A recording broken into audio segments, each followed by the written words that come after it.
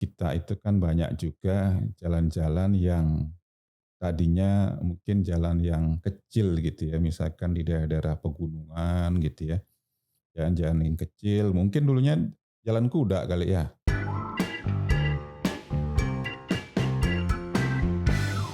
Halo, apa kabar Sobat Bina Marga? Semoga kabar Sobat Bina Marga sehat semua. Selamat datang kembali di acara Bincang Jalan dan Jembatan, persembahan dari Direktorat Jenderal Bina Marga, Kementerian Pekerjaan Umum dan Perumahan Rakyat. Saya Martina Piranti yang akan menemani Sobat Bina Marga berbincang dengan narasumber kita kali ini. Di sini, kita akan membahas berbagai hal tentang progres pembangunan infrastruktur jalan dan jembatan di Indonesia. Episode kali ini, kita akan membahas mengenai jalan berkeselamatan serta inovasi di bidang jalan dan jembatan. Telah hadir bersama saya, Direktur Bina Teknik Jalan dan Jembatan, Direktorat Jenderal Bina Marga, yaitu Bapak Dr. Insinyur Nyoman Suaryana, MSc. Bapak, Nah, apa kabarnya nih Pak? baik, baik, kondisi baik. Ya, alhamdulillah ya Pak. Sebelum kita ngobrol lebih jauh tentang infrastruktur, kita mau bahas mengenai Bapak nih. Kita mau tanya-tanya sedikit supaya Sobat Bina Marga lebih mengenal Bapak. Boleh ya Pak? Siap, siap, siap. Baik. Bapak, bagaimana menjaga kesehatan Bapak di era pandemi seperti ini? Kita tahu kan Bapak sibuk tuh ya Pak. Apalagi sering Jakarta, Bandung mobilitasnya tinggi Pak. Gimana tuh Pak? Ya, yang pertama kan tentunya kita mengikuti aturan-aturan yang ada terkait COVID ini. Misalkan pakai masker. Ini masker saya buka nih karena sudah tidak ada orang lagi di sini ya. Betul Pak, kita berjarak ya Pak. Ya, kemudian juga kita selalu menghindari kerumunan seperti itu. Kemudian juga secara rutin sebenarnya kita di Bina Marga itu kan sudah ada tes setiap 2 minggu ya, tes swab antigen sehingga kita bisa tahu persis kesehatan kita itu dari sisi protokolnya. Kemudian kita tentunya juga harus menjaga kesehatan sendiri pribadi masing-masing. Ya, yang pertama tentunya kita berolahraga. Kalau saya berolahraga, saya usahakan setiap hari. Oh, wah Saya hebat nih usahakan Pak. setiap hari untuk bisa berolahraga walaupun mungkin hanya jalan kaki gitu ya. Kemudian juga kita sedikit tambahlah vitamin biasanya. Kita kasih tambahan vitamin biar kita tetap fit selalu. Saya kira itu aja sih kuncinya simpel saja. Yang terakhir tentunya kita harus berdoa kan Iya biar betul kita Pak, jangan lupa dijauhkan. itu ya Pak, Iya, paling penting ya Pak. iya, siap. Iya betul, untuk Sobat Bina Marga kita harus jaga kesehatan apalagi di kondisi era pandemi yang seperti ini. Jadi kita harus jaga diri kita dan juga keluarga ya Sobat Bina Marga. Pak Nyoman, kita mau tahu nih Pak, tolong ceritain sedikit awal mula Bapak berkarir di Kementerian PUPR tuh Pak, gimana dulunya tuh Pak? Ya, saya kira memang kita banyak maunya gitu ya. Tapi pada akhirnya waktu juga yang menentukan ini. Saya sebenarnya tamat dari ITB itu tidak ada cita-cita mau jadi PNS. Nah, Oh gitu Pak. 10 tahun di luar, di swasta, kemudian ada Krismon tahun 97, nah, pada nggak susah nyari kerja kan, teman-teman ngajakin dah jadi PNS saja. Saya pikir mungkin bagus juga itu ya. Kalau di PNS kan lebih terjamin hidupnya ya. Nah, ternyata keterima juga. Gitu. Semua memang pas-pasan memang.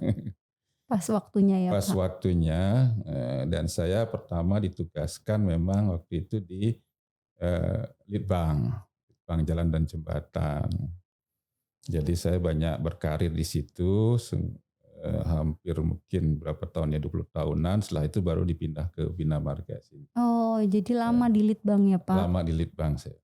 Oh gitu. Iya. Ya, jadi buat Sobat Bina Marga, jadi habis lulus kuliah, kadang belum tentu di situ ya Pak ya Iya, berkarir lamanya ya Pak. Kadang ada yang melalang buana seperti Bapak nih Pak, 10 iya, tahun di swasta ya Pak. Tapi akhirnya berkarir di sekarang malah di Direktorat Jenderal Bina Marga ya Pak. iya. Oh ya, siapa tahu bisa menjadi inspirasi Pak buat Sobat Bina Marga. Ya, Mungkin ada yang mau masuk ke Kementerian PUPR nih yang Pak. penting itu kerja serius. Kerja Betul. serius, kerja keras, nanti hasilnya kita lihat saja. Iya. Kita yang penting maksimalkan di prosesnya. Hasil nggak usah terlalu dipikirkan. Yang penting usaha dulu, Iya, bekerja yang keras penting nih ya usaha Pak. dulu. Oh ya, sesuai dengan moto Kementerian PUPR Pak. Iya, Ya. Bapak tadi kan cerita lama di Litbang ya Pak ya. Kepala Balai Bahan dan Perkerasan Jalan ya Pak, pernah ya Pak. iya. Itu banyak penelitian Pak di situ. Ya, di sana memang spesifik di bahan jalan dan juga desainnya. Kalau desain-desain itu kita sebut perkerasan tadi Mhm. istilahnya. Saya di sana mungkin hampir 7 tahun sebagai kepala balai bahan dan perkerasan jalan. Mmm. Jadi risetnya memang mulai dari bahan, dari misalkan dari aspal, beton, bahan-bahan batuan dan sebagainya. Kemudian kalau perkerasannya mulai cari cara mendesainnya, mendesain perkerasannya, tebalnya gimana, Mmm.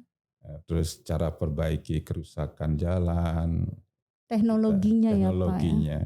Dan kita tentunya nanti akan buat menjadi semacam pedoman, pedoman atau manual atau tata cara, biar semua Mmm. orang tahu lah. Iya, Biar untuk semua, sebagai acuan juga ya Pak ya berarti ya Pak? sebagai acuan. Nah, baik Sobat Bina Marga, setelah kita banyak cari tahu tentang Panyoman, kita akan bahas lebih lanjut tentang jalan berkeselamatan nih Pak.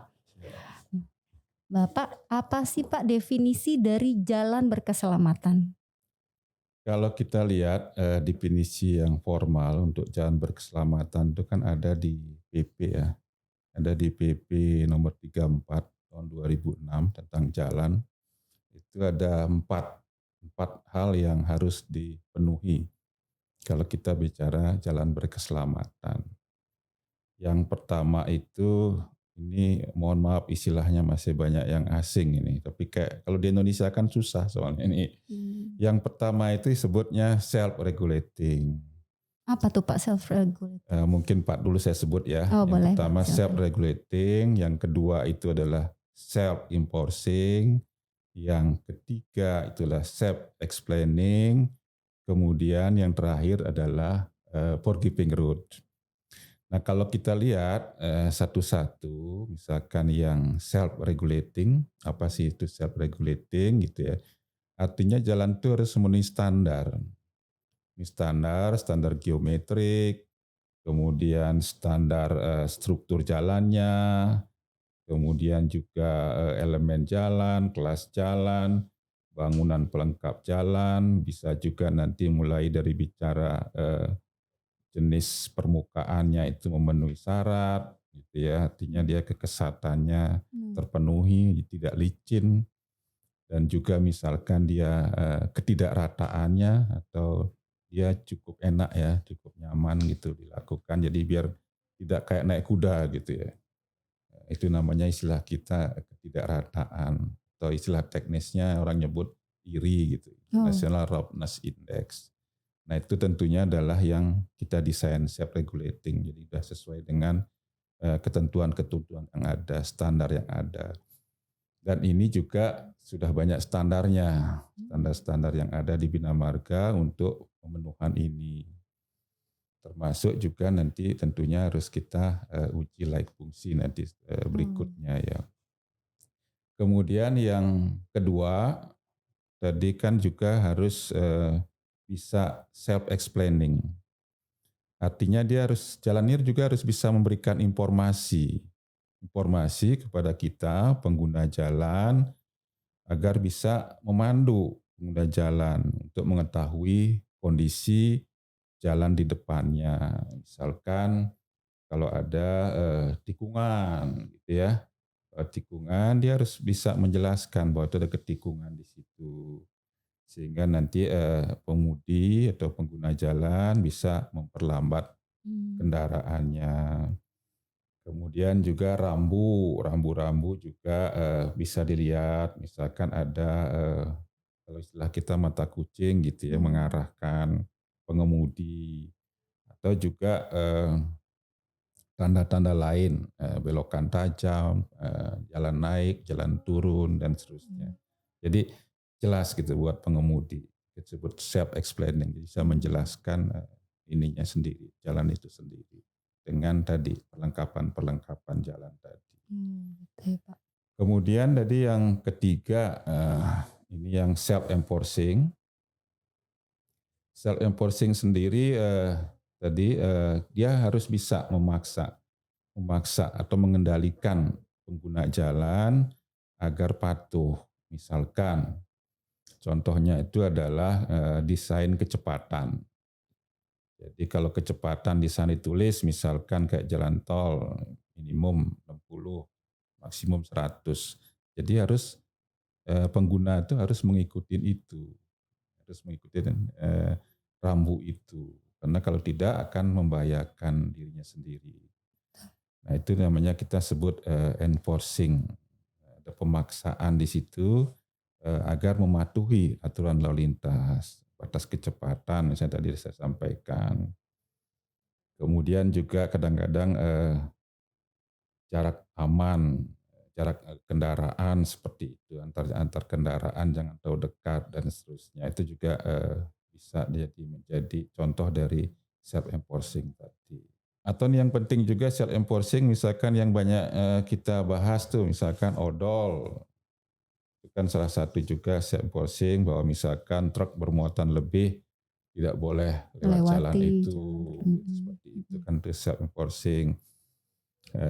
Karena nanti akan mengganggu pengguna jalan yang lain dan juga nanti bisa membahayakan diri sendiri dan pengguna yang lain. Ada regulasinya gitu ya Pak? Jadi itu larangan-larangan untuk odol tadi. Itu juga dipasang biasanya rambu-rambu jalan tadi. Nah ini yang terakhir ini cukup penting. Kadang-kadang kita lupa juga mengenai ini. Yang terakhir adalah forgiving road. Jadi jalan itu harus didesain melindungi pengguna jalan. Kalau pengguna jalan melakukan kesalahan, itu tidak akan menyebabkan kecelakaan lalu lintas atau tidak akan menyebabkan terjadinya kecelakaan yang fatal. Contohnya ini ya, forgiving road. Yang banyak itu adalah misalkan pagar pengaman. Pagar pengaman yang di pinggir jalan gitu ya. Pengaman di jalan kita mestinya desain yang bisa tadi memaafkan tadi. Kalau kita desain dengan beton keras gitu kan tabrak membahayakan ya Pak. Membahayakan. Jadi kita desain dengan yang lebih fleksibel. Misalkan pembatas jalan yang semi fleksibel yang dari baja gitu ya. Tapi dia di baja itu tidak dipasang mati ke bawahnya. Dia emang desain nanti kalau ketabrak dia melengkung, tapi mobilnya nanti dibalikin lagi. Supaya tidak ada benturan keras ya Pak ya? Ya, ada benturan, tapi kemudian diarahkan si mobil ke pengguna jalan balik lagi. Oh, gitu. Kalau beton kan udah habis kan. Nah itu ada semi fleksibel barrier. Kemudian ada juga yang bentuknya yang kayak roda-roda karet. Nah, kita sebut roller barrier. Roller barrier juga tabrak, dia kayak ada roda, jadi mobilnya ngikutin nanti. Sehingga tidak menyebabkan kecelakaan yang fatal. Akan memperlambat kecepatan si kendaraan itu juga ya Pak? Iya, ya, makanya disebut forgiving tadi ya. Memang ini kita banyak lupa di sini. Saya kira ini penting sekali yang forgiving road. Kemudian juga ada yang model sling baja juga ada seperti itu. Itu juga sama untuk kalau misalkan pengemudi ngantuk atau gimana dia akan nabrak tapi dia diarahkan kembali lagi. Atau sekarang yang terakhir mungkin yang banyak kita diskusikan namanya ruang bebas, itu namanya sebutnya clear zone gitu ya. Clear zone ada kemiringan setelah jalan itu, setelah bahu jalan itu nggak boleh langsung selokan.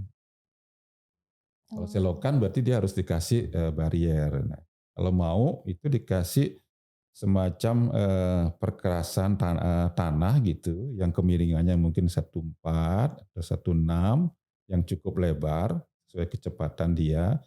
Jadi kalau mobil keluar jalur gitu ya, keluar dari bahu, keluar jalur, itu dia bisa balik lagi. Karena kemiringan itu tadi ya Pak? Kemiringannya nggak terlalu Oh, tajam iya iya. gitu loh. Kalau sekarang kan banyak langsung langsung nabrak dak. Langsung masuk itu ya Pak kalau itu Iya, ya? paksa kita kasih barrier baja. Mmm, Nah, alternatifnya tadi seperti tadi, mau pakai barrier atau dikasih kemiringan yang agak landai di kirinya. Memang problemnya adalah harus ada penambahan lahan. Karena karena lebih lebar tadi lebih itu ya Pak? lebar, tapi enak sekali sebenarnya. Kita lihat jalannya lebih luas gitu ya. Betul. Kemudian kalau kita ngantuk masuk ke kiri, ingat kita kan nanti bisa balik lagi. Nggak akan mencelakakan kita. Nah ini tentunya perlu juga nanti kita ini kan yang kita sebut clear zone tadi. Coba kita ini kan sampaikan ke teman-teman untuk mencoba mendesain dengan clear zone tadi biar Iya. lebih nyaman. Saya kurang lebih kalau dulu kayak Jagorawi itu kan di tengahnya juga dia dibikin kayak clear zone. Dia ada masuk, ingat dia bisa balik lagi. Oh, Jagorawi menerapkan itu ya Yang Pak? dulu ya, Oh dulu. gitu. Sekarang kan sudah habis. Tapi tetap memang harus ada jarak, harus ada, jangan sampai dia menyeberang kan. Kalau di median kan bahaya kalau dia nyebrang kan bisa istilahnya apa? Adu domba. Aduh. Iya iya, betul. Tapi tetap dia harus bisa balik. Nah itu ada desainnya. Kita sebenarnya sudah membuat juga desainnya. Jadi di Bina Marga sudah ada terbit mengenai clear zone ini di standar drawing. Sudah ada standar drawing, itu mungkin baru dirilis 1 bulan yang lalu itu yang kita sebut clear zone tadi. Itu apa Yang akan lebih diterapkan di pembangunan berikutnya, jalan tol berikutnya atau gimana tuh Pak? Iya, kita harapkan itu di pembangunan jalan berikutnya bisa diterapkan yang kira-kira memang lahannya memungkinkan. Cukup luas gitu ya Pak, yang Ya, lahannya cukup luas ya? luas sehingga tadi dari sisi dipandangnya enak, kalau mobil keluar bisa balik lagi. Iya betul. Itu kira-kira untuk yang forgiving.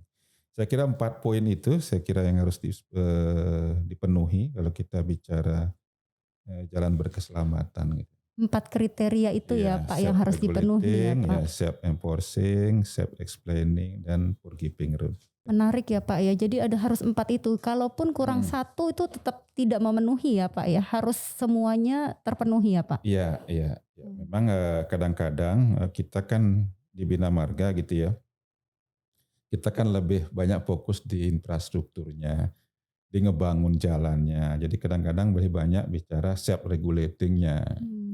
Yang lain-lain kan masih kadang-kadang disiapkan kita, kadang-kadang dari Kementerian Perhubungan misalkan. Kayak self explainingnya kan kadang-kadang dari perhubungan gitu ya. Nah, Saling bersinergi ya saling Pak? bersinergi ya. Tapi tentunya nanti kalau jalan-jalan baru apalagi jalan tol harusnya ini udah dipenuhi semua. Dan mulai diterapkan yang tadi clear space itu juga ya Clear Pak ya? zone ya, Clear zone zona ya, bebas betul. gitu ya. Itu kita harapkan sudah mulai diterapkan. Oh gitu. Baik Pak, kalau kondisi jaringan jalan Pak di Indonesia, apakah seluruh jalan nasional, kita bicara jalan nasional dulu nih ya Pak, sudah memenuhi aspek jalan berkeselamatan Pak? Kita harus inilah ya, memang cita-cita itu ada gitu ya, sehingga memang ada namanya uji laik fungsi jalan ya. Namun memang kita itu kan banyak juga jalan-jalan yang tadinya mungkin jalan yang kecil gitu ya, misalkan di daerah-daerah pegunungan gitu ya, jalan-jalan yang kecil, mungkin dulunya jalan kuda kali ya, jalan kuda, terus dilebarkan, nah kadang-kadang itu belum tuntas, sehingga tadi self regulatingnya mungkin belum terpenuhi, misalkan gridnya terlalu nanjak gitu ya, kan banyak jalan kita yang masih nanjaknya terlalu tinggi, misalkan tanjakan Gentong, dulu Nagrek, gitu ya. Alas Roban, banyak yang tanjakannya masih belum memenuhi syarat. Tapi ke depan secara bertahap kita akan memperbaiki gridnya tersebut sehingga nanti betul-betul yang tadi self regulatingnya bisa Terpenuhi. Ya, Pak? Namun untuk jalan-jalan baru ini sudah banyak selalu diadakan uji layak fungsi. Termasuk jalan tol kan, jalan tol sebelum operasi dia harus memenuhi uji layak fungsi dulu. Nah itu kalau itu sudah terpenuhi harusnya 4 kriteria tadi sudah Aman ya Pak, sudah terpenuhi terpenuhi ya ya. Pak. Yang belum itu mungkin yang lama-lama yang kita secara bertahap akan diperbaiki secara bertahap. Bagaimana dengan jalan provinsi dan yang lainnya Pak? Sama mungkin ya, jalan provinsi, jalan kabupaten gitu yang existing ya. Iya betul. Yang existing itu tadi saya sampaikan, yang itu tadinya mungkin tadi ya, orang Yang jalan lama-lama itu kaki ya. tadinya, terus naik lagi jalan kuda, jalan kereta, dilebarin lagi, mobilnya juga zaman dulu kecepatannya rendah, sekarang Lebih tinggi, akhirnya canggih juga ya Pak. ya akhirnya memang harus kita tingkatkan terus.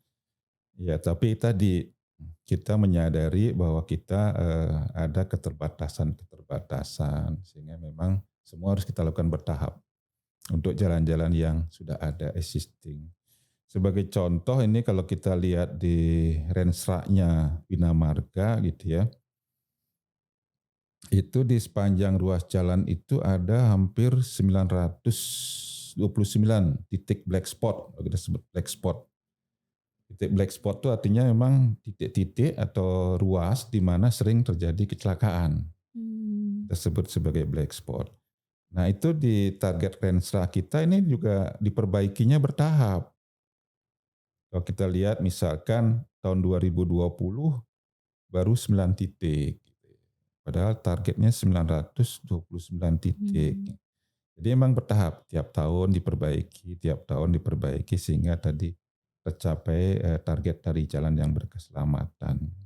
Kemudian mungkin perlu juga sedikit kalau kita bicara infrastruktur, tentunya juga kita ada baiknya mungkin bicara juga dari sisi yang lain, misalkan dari sisi aspek kendaraan, aspek manusianya. Nah, ternyata katanya kecelakaan itu juga memang dominannya banyak karena faktor manusia.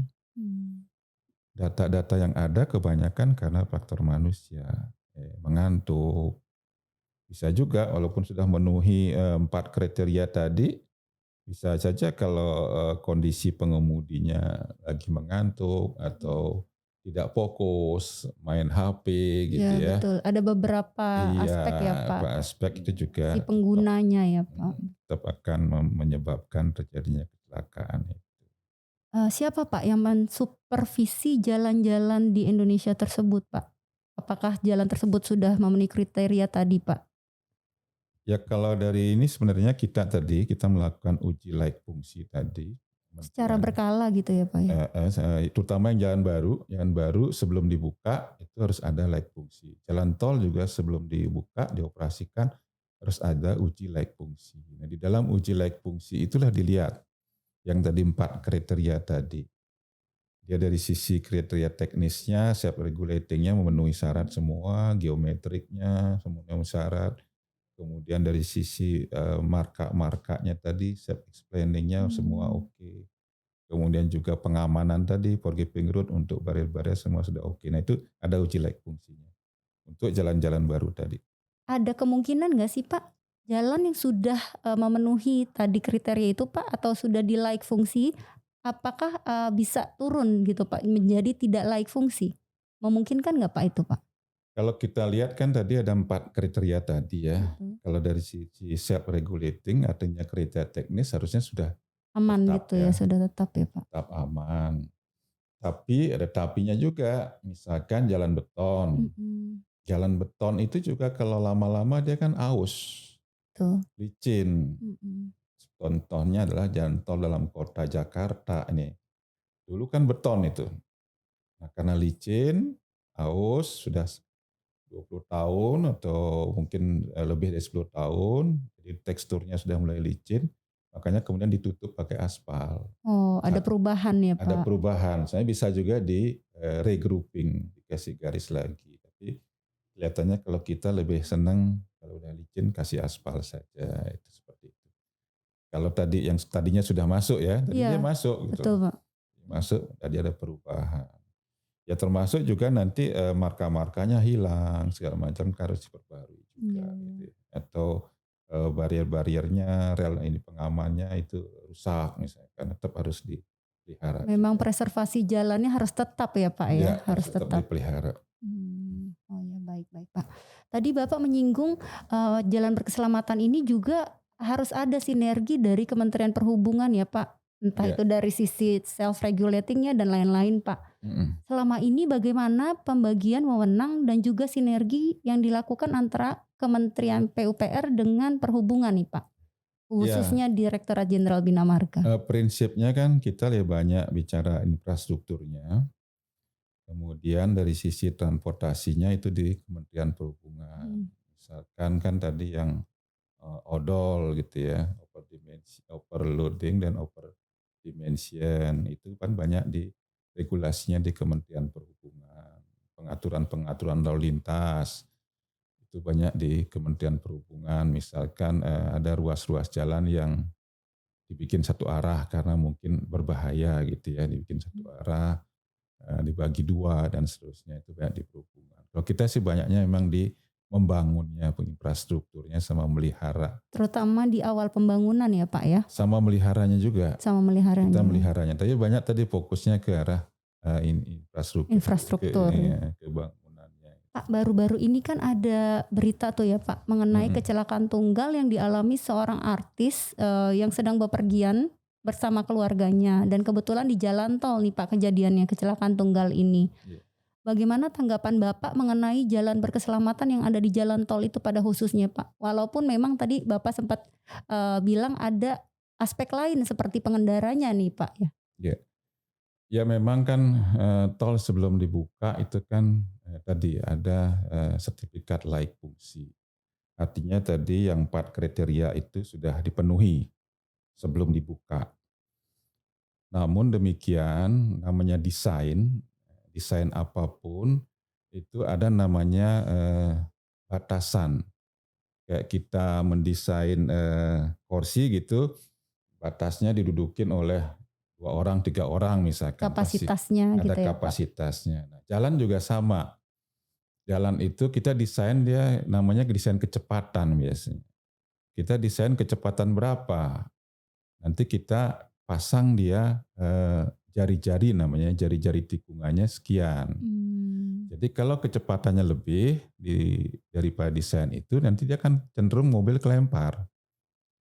Karena ada gaya sentrifugal Iya kan, betul gaya betul. sentrifugal itu kaitannya dengan jari-jari. Artinya memang ada batasan-batasan. Nah batasan-batasan ini yang kelihatannya memang kita harus patuhi gitu ya. Yang paling utama memang batasan kecepatan tadi kan. Termasuk juga misalkan nanti kalau musim hujan gitu ya, jalannya agak tergenang air kan ada namanya hydroplaning gitu ya. Jadi kendaraan kayak mau terbang gitu karena di si roda sama aspal kayak dipisah oleh air gitu, itu juga harus kita hati-hati sehingga pada saat musim hujan juga kecepatan juga harus kita turunkan lagi Iya gitu. betul. Kalau tadi kecepatan desainnya bisa 60-100, kalau musim hujan karena ada bahaya hydroplaning dan juga mungkin jarak pandang gitu ya, Jadi itu harus juga diturunkan diturunkan ya Pak? lagi. Iya. Jadi memang ini banyak hal-hal yang berpengaruh di luar tadi, di luar like fungsi jalan tadi yang harus kita pahami betul gitu ya. Jangan sampai melanggar tadi. Sebenarnya ini sudah ada juga di self enforcing-nya tadi Oh iya. sebenarnya. Ada self enforcing-nya kan ada setiap jalan tol ada batas-batas kecepatan tadi. Memang itu semua dibuat bukan cuma mengada-ada ya Pak, memang Iya, sudah dites juga ya Pak? iya karena tadi kan kaitannya tadi didesainnya untuk kecepatan berapa jalan Ah ini gitu ya. betul. Kalau kecepatan didesain maksimum 100, kita lari di atas itu pasti akan berbahaya Membahayakan ya kan. Pak, Ya. betul betul. Nah, ini harus dipenuhi juga, harus dipahami juga oleh para pengemudi. Ya memang di samping tadi yang saya bilang itu data-data kita memang kecelakaan itu sebagian besar itu disebabkan oleh faktor manusia. Mulai dari tidak jaga jarak, gitu ya. Ada juga kan case yang baru-baru ini juga karena terlalu dekat sehingga susah mengerem. Karena reaksi mengerem itu kan tidak langsung berhenti begitu Betul, saja ada kan. beberapa detik ya Pak ya? Iya, ada jeda di Jeda sana iya gitu betul. ya. Sehingga memang dan kita juga bereaksi nggak langsung kan ada jeda juga sampai kita menginjak remnya itu jaraknya. Kemudian juga tadi kan kalau mengantuk ya harusnya berhenti gitu Atau ya. beristirahat ya Dulu Pak. ya, Betul. atau ganti pengemudi. Nah itu memang ya data-data memang sementara menunjukkan faktor kecelakaan itu dominan oleh faktor Manusia Pak. manusianya, pengemudinya. Jadi kalau memang sudah di jalan itu sudah beberapa kali terjadi kasus, dialah masuk ke blind spot itu ya Pak ya? Ya, black spot. Akan diuji lagi atau dilihat lagi apa yang perlu diperbaiki seperti itu ya Pak? Iya, kita sebut namanya black spot. Oh black spot ya. Tapi memang kalau black spot ini umumnya nih yang ada tuh bukan di jalan baru, karena jalan baru kan sudah diuji. Di jalan yang sudah Jalan-jalan lama, existing ya. Existing. Banyak misalkan case-case yang banyak sih sebenarnya yang turunan tajam. Oh ya. Turunan tajam, panjang, sehingga kadang-kadang truk yang overload kadang-kadang blong remnya sehingga dia meluncur sendiri. Itu banyak kejadian menabrak kendaraan di depannya seperti itu. Oh ya sudah overload, dia juga nggak hati-hati di jalan-jalan tersebut ya Pak? Iya, sehingga memang akhirnya menyebabkan kecelakaan. Seperti itu ya Pak ya. Ya, jadi Sobat Bina Marga, walaupun sudah memenuhi kriteria jalan berkeselamatan, tapi hal yang tidak boleh kita lupakan sebagai pengguna jalan adalah harus bijaksana ya Pak. Ya. Harus bijaksana dalam menempatkan diri kita di situasi berkendara ataupun di jalan. Kita harus lihat dan berhati-hati karena keluarga Anda juga menunggu di rumah. Nah Sobat Bina Marga, tadi kita sudah berbincang banyak hal mengenai jalan berkeselamatan. Selanjutnya, kita akan membahas topik menarik lainnya, yaitu inovasi di bidang jalan dan jembatan. Jadi Sobat Bina Marga, nantikan episode Bincang Jalan dan Jembatan berikutnya ya.